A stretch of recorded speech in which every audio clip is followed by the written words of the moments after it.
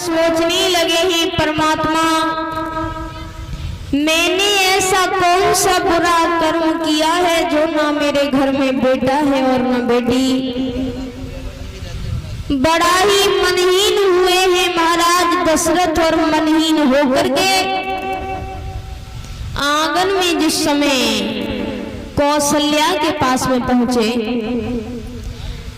कौशल्या ने जैसे ही अपने महाराज को आता हुआ देखा, सुंदर सा आसन डाल के बैठा लिए और पूछने लगी है, महाराज आप जब आंगन में आया करते थे आपका चेहरा फूलों की तरह खिलता था, लेकिन आज तो बड़ा ही मनहीन हो, कुछ नहीं बोल रहे हो, क्या कारण है।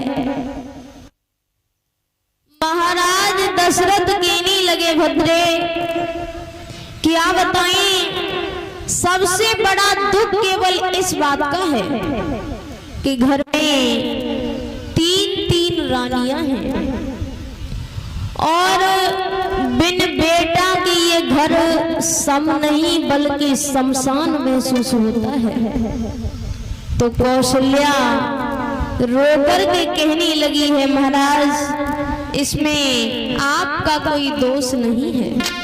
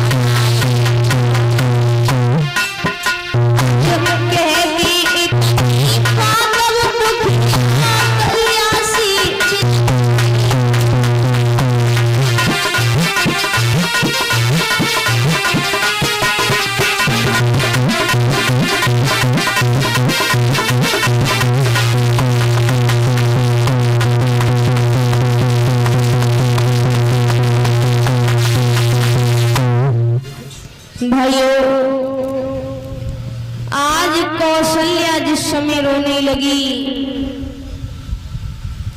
कौशल्या जब रोने लगी तो महाराज दशरथ सोचने लगे हैं कि कोई उपाय सोचना चाहिए। दशरथ चले अपने गुरु वशिष्ठ के पास में पहुंचे और वशिष्ठ ने जब अपने शिष्य को मनहीन देखा तो पूछने लगे हैं, लाला आप जब हमारे पास आया करते थे आपका चेहरा फूलों की तरह खिला करता था, लेकिन आज तो बड़े मनहीन हो, क्या कारण है। तो दशरथ ने जवाब दिया है, गुरुदेव अब केवल संसार में सहारा है तो केवल तुम्हारा है गुरुदेव। अरे मेरा कोई न सहारा बिन तेरे और गुरुदेव समरिया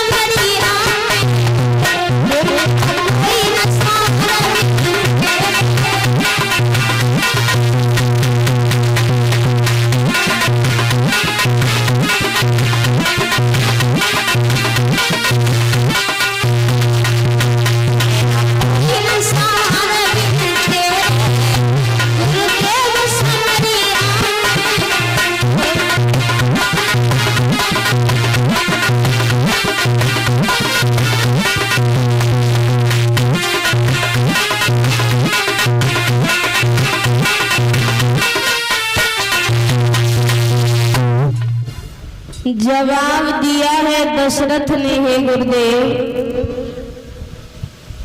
सारा जीवन बीते हुए जा रहा है और बिन बेटा के ये घर सम नहीं बल्कि शमशान महसूस होता है।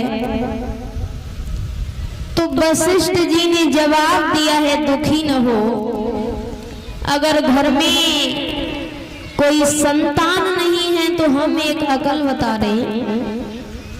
तुम अपने घर जाओ, अपने घर जाकर के अष्टावक्र, विश्वामित्र ऋषि और ब्राह्मणों को बुलवाओ।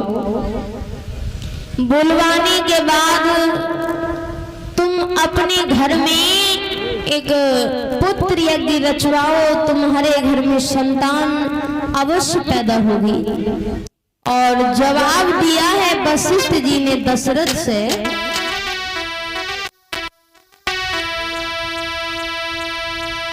जवाब दिया है वशिष्ठ जी ने दशरथ से,